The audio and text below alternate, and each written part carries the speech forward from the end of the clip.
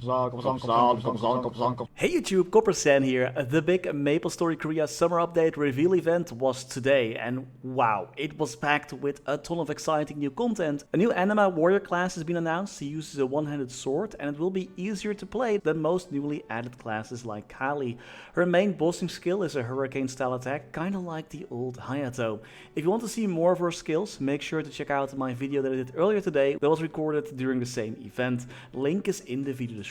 As a change, this class can be hyperburned. There also will be multiple growth support events active for her, and her link skill reduces damage taken by 4%. This is including percentage HP attacks. I will add a link to the test server notes in the pinned comments, you can check those out as well. Additionally, new origin skills called Ascent skills were added for all classes. These are small burst skills that will make your character invincible when casting, kinda like a mini origin skill. The difference with this skill is that you can use it up to 3 times during a boss fight with no cooldown in between, as far as I understood from the presenters. That's pretty crazy. 3 new panic buttons or mini burst skills that we can use. Those skills don't bind bosses, by the way. Also keep in mind that those skills will first be added to the test client, so balance might change before everything will be released during the winter update for us in 2025. This will be the MapleStory Korea Summer update, so we're going to be 6 months behind, so for us it's the winter update. Link to the new skill showcase video in the video description as well. So what else was being added? Well, first of all, you can now see your debuffs on boss monsters, that's pretty sick, and a new high level boss monster will be added, but this one is going to be a bit more accessible, with the difficulty being around the same as Easy Kalos for the easy version, all the way to the difficulty being around Extreme Kaling for the extreme version of this boss. We haven't seen any actual boss fight yet besides this pretty cool animation, but we do know that this boss will drop a new medal which can be flamed. Yep, bonus stats on your medal. It's also part of the brilliant boss set. This 3-set effect will give 20 all stat, 500 HP, 20 attack and magic attack, and 15% IED. Only the hard and extreme version of this boss will drop the medal though, so it's gonna be pretty end game anyway. Also, a big update, big changes coming to the cash shop. Yep, finally Nexon has unified all cash shop inventories between all classes. I really hope we're getting this in MapleStory Global and MapleStory C as well.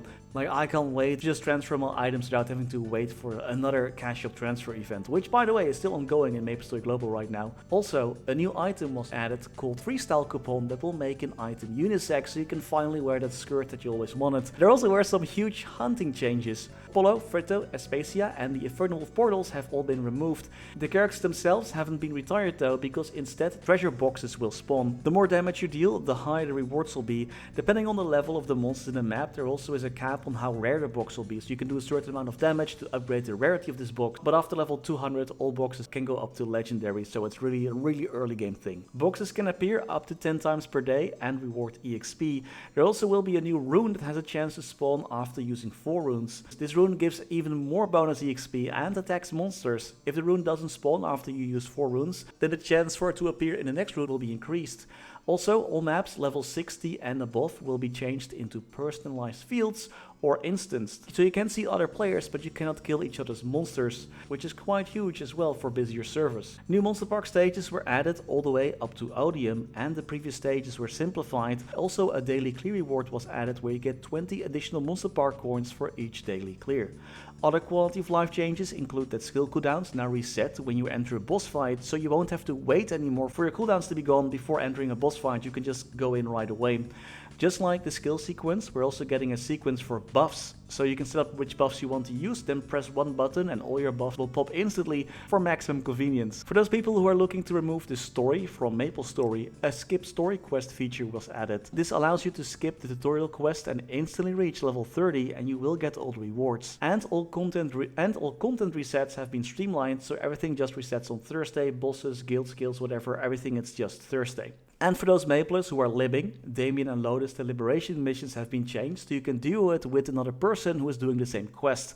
Also, the entry requirements for the Black Mage, where you have to get those materials from Hilla and Darknail, no longer needed. You can just go fight the boss right away. AP will be distributed automatically when you level up. And also some pretty big news, it will be possible to play MapleStory Korea on your mobile phone. Some people already found the new UI overall pretty mobile-esque MapleStory Korea was getting, and I guess this is why. No updates on when MapleStory will finally be released on Mac though, there was nothing that mentioned in the patch notes over there. And speaking of patch notes, I will link those in the pinned comment as well. Event-wise, the Hyperburning event and Challenger World will return. A big upgrade for Hyperburning is that once you hit level 260 with your 1+4 Hyperburning character, you will be able to continue burning up to level 270 with the 1+1 Hyperburning effect, making it even easier to hit level 270. There will be a new big event with a daily check-in, bonus stats and more. The rewards look pretty good to me, but honestly, these days the events always feel so cluttered for some reason. It looks like it's more of the same though. Hopefully we do get some good looking cosmetics from the reward stores as well for this event. Challenger World is back as well with a ton of changes. You can get more bonus stats with a special Challenger World and Challenger World only upgrade system. Challenger World will also have a special pass which will offer even more rewards, and you will get even more bonus stats once you hit the diamond tier. Which is quite necessary as well, because I believe they're adding like missions up until normal Khali this time around, so they're really making it a challenge. I wonder how this new season will go in MapleStory Global, as we're also getting the Heroic World specific Challenger World, so I wonder what they're gonna do there, like what the rewards are gonna look like in the bonus stats.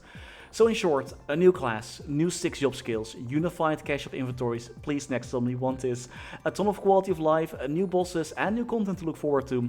What do you think of this update? Is it kind of what you were expecting? Let me know in the comments. And again, this will be our winter update unless the GMS team decides to do some big changes, change things around.